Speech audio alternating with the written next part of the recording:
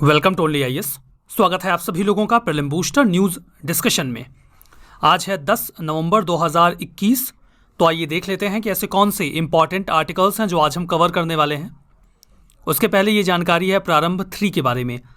प्रारंभ 3 में एडमिशन्स अभी ओपन है। अगर कोई व्यक्ति इसमें इनरोल होना चाहता है तो इसके लिए कोई जानकारी अवेल करने के लिए आप इस नंबर पर कॉन्टैक्ट कर सकते हैं या onlyis@gmail.com पे मेल भी कर सकते हैं। हमारा first article UNESCO creative cities network के बारे में है। यूनेस्को, जिसका मतलब है United Nations Educational, Scientific and Cultural Organization, इन्होंने अभी हाल ही में श्रीनगर को अपने यूनेस्को क्रिएटिव सिटीज़ नेटवर्क यानी कि UCCN के तहत शामिल कर लिया है under the category of craft and folk art. इसका क्या मतलब हुआ? इसका मतलब ये हुआ, मॉडर्निटी जैसे जैसे आगे बढ़ रही है, दुनिया भर में कई सारे शहरों का विकास हो रहा है। समझने वाली बात यह है कि जब शहरों का विकास हो रहा है, ये विकास किस तरीके का है? क्या ये सस्टेनेबल है? ऐसा तो नहीं कि हम आने वाली पीढ़ी के लिए नुकसान कर रहे हैं इन शहरों को बनाकर। जब ये शहर बनाए जा रहे हैं तो क्या समाज का हर हिस्सा उससे जुड़ पा रहा है? क्या जो कल्चरल एलिमेंट्स हैं वो उस नए शहर में भी अपनी जगह बना पाए हैं, या ये नए शहर उन्हें पूरी तरीके से खत्म कर दे रहे हैं? इन्हीं बातों को संज्ञान में लेकर यूनेस्को क्रिएटिव सिटीज नेटवर्क की कैटेगरी में वेरियस, या इस लिस्ट में वेरियस कैटेगरी में सिटीज को इंक्लूड किया जाता है। 2004 में इस नेटवर्क की शुरुआत की गई ताकि सिटीज आपस में कोऑपरेट कर सकें और क्रिएटिविटी को एनहेंस किया जा सके जब भी वो अर्बन डेवलपमेंट कर रहे हो। तब यहाँ पर दुनिया भर में जो सिटीज़ हैं वो आपस में म्यूचुअली भी इंटरैक्ट करते हैं कोऑपरेशन के पर्सपेक्टिव से, ताकि वो sustainable urban development, social inclusion और कल्चरल वाइब्रेंसी के फील्ड में काम कर सकें। इन सभी चीज़ों का मतलब मैंने आपको एक्सप्लेन कर दिया है। यहाँ पर देखिए, किसी भी सिटी में कुछ स्पेसिफिक चीज़ों को इनकलकेट किया गया हो सकता है या फिर उन्हें प्रिजर्व करने की कोशिश की जा रही हो। उसी आधार पर किसी सिटी को इस नेटवर्क का हिस्सा बनाया जाता है। 7 क्रिएटिव फील्ड्स की यहाँ पे बात की गई है, जैसे कि craft and folk art, media art, film, design, gastronomy. Gastronomy का मतलब देखिए, बाकी सबका मतलब तो आपको समझ में आ रहा होगा। गैस्ट्रोनॉमी का मतलब होता है फूड या क्यूजीन, खान पान, कुछ ऐसा जो बेहतर हो। अगर किसी सिटी में से एसोसिएटेड है तो उसे भी शामिल किया जाता है। लिटरेचर या म्यूज़िक। सामान्य भाषा में आपसे कहूँ, अगर कोई शहर इन 7 चीज़ों में से किसी चीज़ के लिए जाना जाता है तो वो यूनेस्को क्रिएटिव सिटीज़ नेटवर्क का हिस्सा बन सकता है। दुनिया भर की 295 सिटीज़ अभी तक इसका हिस्सा बन चुकी हैं, जो दुनिया के 90 देशों से बिलोंग करते हैं। भारत की बात करते हैं। भारत में अभी श्रीनगर के इंक्लूजन के बाद टोटल 6 सिटीज़ हैं जो इस नेटवर्क का हिस्सा बन चुकी हैं। इसके पहले 5 शहर अलग अलग कैटेगरीज में इसका हिस्सा थे, जैसे कि Jaipur crafts and folk art category में 2015 में इसका हिस्सा बना। Varanasi creative city of music, music के लिए। चेन्नई, ये भी म्यूज़िक के लिए।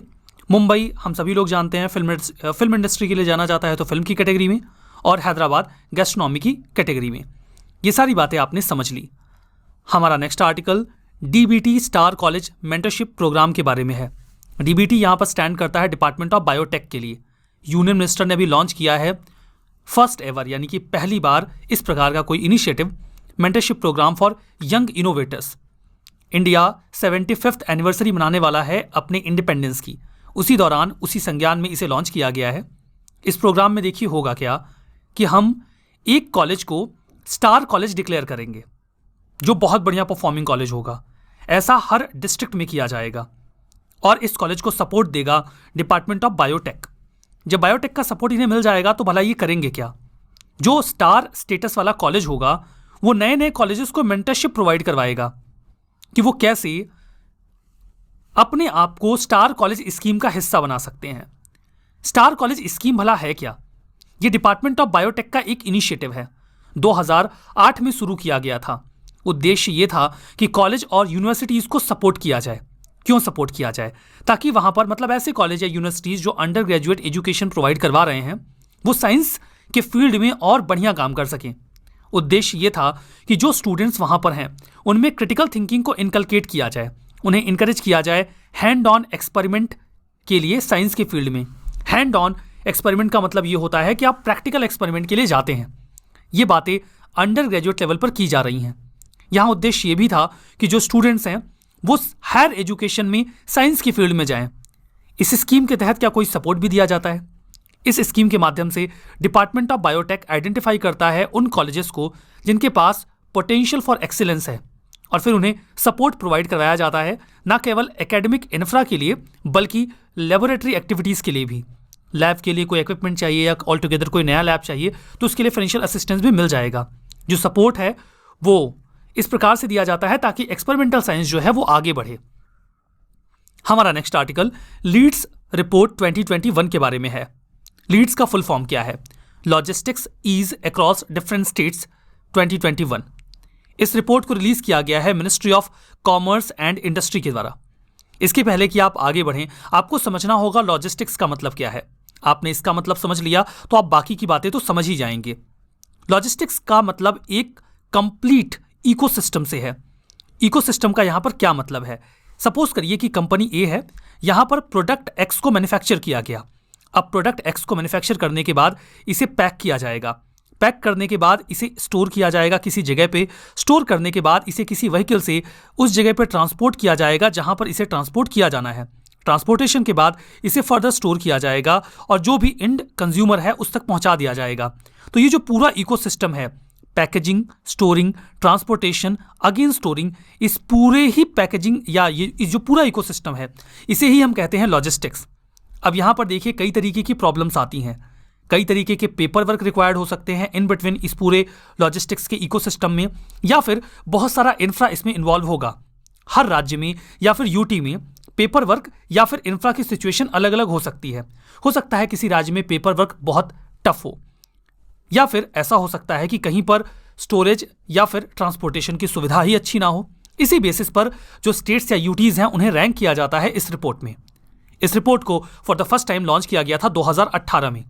मैं आपको बताता हूं कि जब भी कोई नया इनिशिएटिव है तो सबसे पहले तो वो इनिशिएटिव किसका है, दूसरा उसे फॉर द फर्स्ट टाइम कब लॉन्च किया गया, उसका की कंपोनेंट क्या है, ऑब्जेक्टिव या सिग्निफिकेंस क्या है, और फर्दर अगर इंडिया उसमें इन्वॉल्व है, कोई स्टेट इन्वॉल्व है तो उसका क्या स्टेटस है। ये कुछ बेसिक बातें आपको किसी भी आर्टिकल में अगर वो रिपोर्ट वगैरह से संबंधित है तो पता होनी चाहिए।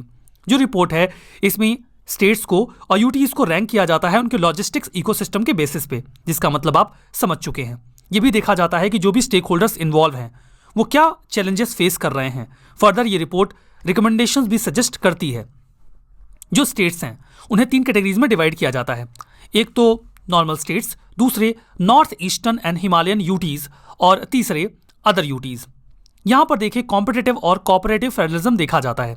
कॉम्पिटिटिव फेडरलिज्म का मतलब ये है कि एक स्टेट दूसरे स्टेट से compete करता है खुद को बेहतर बनाने के लिए। अगर स्टेट ए में इंफ्रा गड़बड़ है और बी में बेहतर है तो स्टेट ए बी को कॉपी करके अपने इंफ्रा को बेहतर करने की कोशिश करता है। इसे कहा जाता है कॉम्पिटिटिव फेडरलिज्म। इसके बाद नंबर आता है कोऑपरेटिव फेडरलिज्म का, जहां पर एक स्टेट दूसरे स्टेट के साथ कोऑपरेट करता है ताकि दोनों ही इक्वल बेहतरी हासिल कर सकें। जैसे एक सामान ऐसा तो नहीं कि एक जगह प्रोड्यूस हो रहा है तो केवल उसी राज्य में रहेगा, वो ट्रांसपोर्टेशन के दौरान कई सारे राज्यों से गुजर सकता है, या एक राज्य उत्पादन करता है और दूसरा कंज्यूमर बन जाता है। इन दैट केस ज़रूरी है कि दोनों राज्य आपस में कोऑपरेट करें, तभी एक सामान आसानी से स्मूथली दूसरे राज्य में जा सकेगा। इन दैट केस मामला आता है कोऑपरेटिव फेडरलिज्म का। जो लीड्स है एक ऐसा एटमॉस्फेयर क्रिएट करता है जहां पर हम एक्सीलेंस का इकोसिस्टम अचीव करते हैं दोनों ही फील्ड्स में। एक हेल्दी कंपटीशन हम देखते हैं।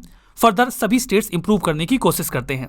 यहाँ पर 3 डायमेंशंस स्ट्रक्चर किए जाते हैं जिनको संज्ञान में लिया जाता है, जैसे कि infra, services, operating and regulatory environment. मतलब कोई लॉजिस्टिक कैसे ऑपरेट हो रहा है, कहीं ज़्यादा रेगुलेशंस तो नहीं है, इन सभी चीज़ों को संज्ञान में लेते हैं।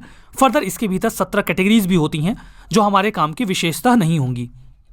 स्टेट्स की रैंकिंग, गुजरात, हरियाणा और पंजाब टॉप पर हैं। तीसरी बार है कि गुजरात टॉप पर बना रहा। अदर यूटीज़ की कैटेगरी में दिल्ली टॉप पर है, और नॉर्थ ईस्टर्न स्टेट्स की और हिमालयन रीजन की कैटेगरी में जम्मू एंड कश्मीर टॉप पर है। आप अगर एक चीज़ को संज्ञान में लें तो एक पॉइंट आप नोट डाउन कर रहे होंगे। जब से आर्टिकल 370 को रिमूव किया गया है उसके बाद जम्मू कश्मीर में कई सारे इनिशिएटिव्स लिए जा रहे हैं जो कि वहाँ पर पॉजिटिव बदलाव ला सकें। जैसे कि हमने देखा कि अभी जम्मू एंड कश्मीर यानी कि श्रीनगर को क्रिएटिव सिटीज़ की लिस्ट में डाल दिया गया। और यहाँ पर हम देख रहे हैं कि जम्मू एंड कश्मीर ने बढ़िया काम किया है लीड्स रिपोर्ट में। तो ये कुछ पॉजिटिव आउटकम्स हमें वहाँ से देखने को मिल रहे हैं, जो कि डेफिनेटली इनकरेजिंग है। हमारा next article Goa maritime conclave के बारे में है। कॉन्क्लेव का क्या मतलब होता है? कॉन्क्लेव का मतलब होता है मीटिंग। ज़्यादा टेक्निकल मत बनाइए इसे। गोवा मैरीटाइम कॉन्क्लेव मतलब गोवा मैरीटाइम मीटिंग हुई होगी कुछ लोगों की, उसी के बारे में बात है। ये इस मीटिंग का तीसरा एडिशन था। इसे हेल्ड किया गया नेवल वॉर कॉलेज के द्वारा, जो कि गोवा में ही सिचुएटेड है। क्या ऑब्जेक्टिव रहा? अगर कुछ लोग आए हैं इकट्ठा मीटिंग करने के लिए तो एक कलेक्टिव विजडम शेयर होगी। फर्दर जो मैरीटाइम थॉट्स हमारे हैं उसके संबंध में हम कुछ पॉजिटिव आउटकम्स निकाल सकते हैं। थीम क्या रही? Maritime security and emerging non traditional threats, a case for proactive role for IOR navies. IOR का मतलब यहां पर है इंडियन ओशन रीजन। आगे देखते हैं। इसे होस्ट किया गया है इंडियन नेवी के द्वारा under naval war college of Goa. कौन लोग मीटिंग में आए? नेवीज के जो चीफ हैं या फिर मैरीटाइम फोर्सेस के हेड्स। जो 12 इंडियन ओशन रीजन वाली कंट्रीज हैं उन सभी लोगों ने इस कॉन्क्लेव यानी कि मीटिंग में हिस्सा लिया। गोवा मैरीटाइम कॉन्क्लेव ये सभी रीजनल स्टेक होल्डर्स को एक साथ लेकर आता है ताकि सभी लोग मिलकर स्ट्रेटजी को इम्प्लीमेंट कर सकें। जो पार्टिसिपेंट्स होते हैं वो इस इंटरेक्शन से बेनिफिट अवेल करते हैं और जो एक्सपर्ट्स होते हैं वो भी अपनी राय दे देते हैं। ये सारी बातें आपने समझी। हमारा next article tele law on wheels campaign के बारे में है। टेले लॉ देखिए एक प्रकार का मैकेनिज्म है जिसमें कई सारे लोग ऐसे होते हैं जो किसी केस में उलझ जाते हैं। उन्हें पता ही नहीं है कि क्या करना है, इस केस में क्या ज़रूरी बातें हैं, कैसे हम लीगल प्रोसीजर ऑप्ट करें। इन दैट केस कई सारे लॉयर्स ऐसे होते हैं जो ऐसे लोगों की मदद करना चाहते हैं। तो टेले लॉ इनिशिएटिव ऐसे लॉयर्स जो ऐसे लोगों की मदद करना चाहते हैं और ऐसे लोग जिन्हें मदद चाहिए उन्हें एक साथ जोड़ देता है। इन दोनों ही लोगों को जोड़ने के लिए एक टेले लॉ ऐप था जिसके माध्यम से ये आपस में कनेक्ट हो सकते हैं। फर्दर यहाँ पर अगर आप देखते हैं ये टेले लॉ मोबाइल ऐप है। Ministry of law and justice ने इसे लॉन्च किया था ताकि जो बेनिफिशियरीज हैं वो पैनल ऑफ लॉयर्स के साथ कनेक्ट करके असिस्टेंस ले सकें। कई सारे ऐसे लोग हैं जो डायरेक्टली इंटरेक्ट नहीं कर सकते। अगर उन्हें वीडियो कॉन्फ्रेंसिंग के माध्यम से मदद दे दी जाए तो कितना अच्छा हो जाएगा। लेकिन अब लोगों को कैसे पता चलेगा? कितने लोग तो होंगे जिनके पास मोबाइल नहीं होगा, डिवाइस नहीं होगी, इंटरनेट नहीं होगा। तो वो इस इनिशिएटिव के तहत कैसे जो लॉयर्स हैं उनसे कनेक्ट कर पाएंगे? तो हमें पता है कि भारत सरकार ने बहुत सारी जगहों पे कॉमन सर्विस सेंटर्स खोल रखे हैं। ये ई गवर्नेंस का एक मैकेनिज्म है जहाँ पर कॉमन सर्विस सेंटर्स में एक ऐसा व्यक्ति होता है जो वेरियस सर्विसेज प्रोवाइड करवाता है जो इंटरनेट से एसोसिएटेड भी हो सकती हैं। 4 लाख से ज़्यादा digitally enabled common service centres पूरे देश में हैं। तो कॉमन सर्विस सेंटर्स को ही एक नया टैग दे दिया गया, कानूनी सलाह सहायक केंद्र। इनसे कहा गया कि आप लोगों को अपने पास लेकर आइए और हम लॉयर्स से उनको कनेक्ट करेंगे। उन्हें अगर कोई प्री लिटिगेशन एडवाइस चाहिए तो वो हमसे ले लें और जो भी उनकी समस्या है उसके लिए सजेशंस ले लें। ये एक स्पेशल लॉगिन वीक को भी इंक्लूड करता है जिसमें कॉमन सर्विस सेंटर्स पे जाकर लोग वीडियो कॉन्फ्रेंसिंग के माध्यम से जो भी सर्विसेज हैं उन्हें एक्सेस कर सकते हैं। उम्मीदतन आपने ये आर्टिकल भी समझ लिया है। हमारा नेक्स्ट आर्टिकल पार्लियामेंट्री सेशंस के बारे में है। Cabinet committee on parliamentary affairs ने अभी हाल ही में ये रिकमेंड किया कि पार्लियामेंट का विंटर सेशन नवंबर 29 से दिसंबर 23 के बीच में चले। इसके पहले कि हम इस आर्टिकल में आगे बढ़ें, मैं एक करेक्शन करना चाहूँगा जो गलती मुझसे लास्ट सेशन में हुई थी। गलती से मैंने आपको ये बता दिया था कि अरुणाचल प्रदेश में 11 डिस्ट्रिक्ट हैं, जो कि गलत था। अरुणाचल प्रदेश में टोटल 25 डिस्ट्रिक्ट हैं। मैं इस गलती के लिए आप सभी लोगों से माफ़ी चाहूँगा। अब हम इस आर्टिकल में आगे बढ़ते हैं। देखिए, कॉन्स्टिट्यूशन के आर्टिकल 85 में पार्लियामेंट के सम्मन किए जाने का प्रावधान है। पार्लियामेंट सम्मन होगी, ये तो ठीक है, लेकिन कब सम्मन होगी, कितने दिनों के लिए सम्मन होगी, इस बारे में हमारे संविधान में कोई भी जिक्र नहीं है। हाँ, एक बात ज़रूर कही गई है कि पार्लियामेंट के 2 सेशंस के बीच में 6 महीने से ज़्यादा का समय नहीं होना चाहिए। मतलब कायदे से पार्लियामेंट को साल में कम से कम 2 बार तो ज़रूर मिलना चाहिए। कन्वेंशन क्या है? परंपरा के रूप में अभिसमय के आधार पर हमारी पार्लियामेंट साल में 2 बार नहीं बल्कि 3 बार मिलती है। ऐसा कॉन्स्टिट्यूशन में नहीं लिखा, बल्कि एक अभिसमय है, ये एक परंपरा है। बजट सेशन में, मानसून सेशन में और विंटर सेशन में। पार्लियामेंट का जो सेशन होता है उसका क्या मतलब है? सेशन का मतलब होता है फर्स्ट मीटिंग जो ऑर्गेनाइज की गई है, उसके बाद तब तक का समय जब इस सेशन को प्रोरोग कर दिया जाए। प्रोरोगेशन के माध्यम से किसी भी सेशन को फॉर्मली एंड कर दिया जाता है। सेशन को कन्वीन किया जाएगा प्रैक्टिस में, यानी कि प्रैक्टिकलिटी में cabinet committee on parliamentary affairs, जिसमें सीनियर मिनिस्टर्स होते हैं, वो डेट डिसाइड करते हैं कि इस तारीख से इस तारीख तक पार्लियामेंट को मिलना चाहिए। यद्यपि अंतिम डिसीजन जो है वो प्राइम मिनिस्टर के द्वारा हेड किए जाने वाले एग्जीक्यूटिव का ही होता है। वो रिकमेंड करते हैं, एडवाइस करते हैं प्रेसिडेंट को कि आप सम्मन कर दीजिए पार्लियामेंट को, तो पार्लियामेंट फिर कन्वीन हो जाती है और फिर बाकी के सारे काम होते हैं। हमारा नेक्स्ट आर्टिकल पद्म अवार्ड्स के बारे में है। प्रेसिडेंट ऑफ इंडिया ने अभी हाल ही में 119 रेसिपिएंट्स को राष्ट्रपति भवन में पद्म अवार्ड्स दिए।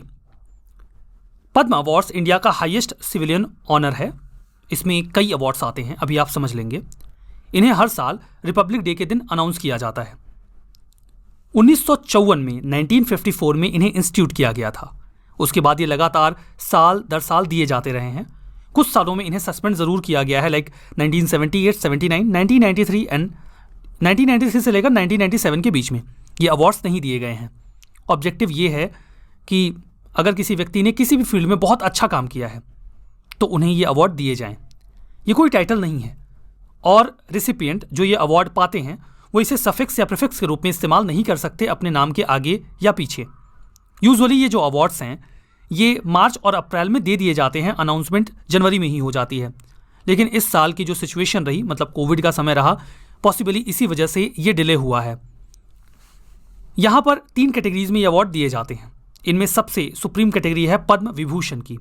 अगर किसी व्यक्ति ने बहुत ही विशेष काम किया है, दैट इज एक्सेप्शनल, जो कि बहुत मुश्किल तौर पर कोई कर सकता है, तो पद्म विभूषण दिया जाता है। पद्म विभूषण दिया जाता है किसी ने बहुत हाई ऑर्डर का विशेष काम किया है, विशेष सर्विस दी है। और पद्मश्री दिया जाता है किसी विशेष सर्विस के लिए। ध्यान दीजिएगा कि पद्म अवार्ड्स तभी दिए जाते हैं जब किसी व्यक्ति ने कुछ ऐसा काम किया हो जिसमें सर्विस का एलिमेंट्स इन्वॉल्व हो, मतलब आपने समाज के लिए कुछ बेहतर किया है। पद्म विभूषण इस हायरार्की में सबसे ऊपर है, जैसा कि हम समझ ही चुके हैं। डिसिप्लिन, किसी भी डिसिप्लिन में इसे दिया जा सकता है, जैसे कि social work, art, science and engineering, trade and industry, medicine, literature, education, sport, civil service, किसी भी फील्ड में ये अवार्ड मिल सकते हैं। कौन डिसाइड करता है?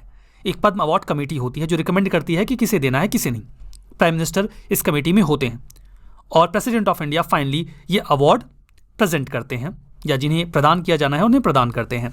तो ये सारी बातें आपने पद्म अवार्ड के बारे में समझी। हमारा next article central sector plan scheme के बारे में है। Union minister for social justice and empowerment ने रिलीज किया है एक training module central sector plan scheme के लिए।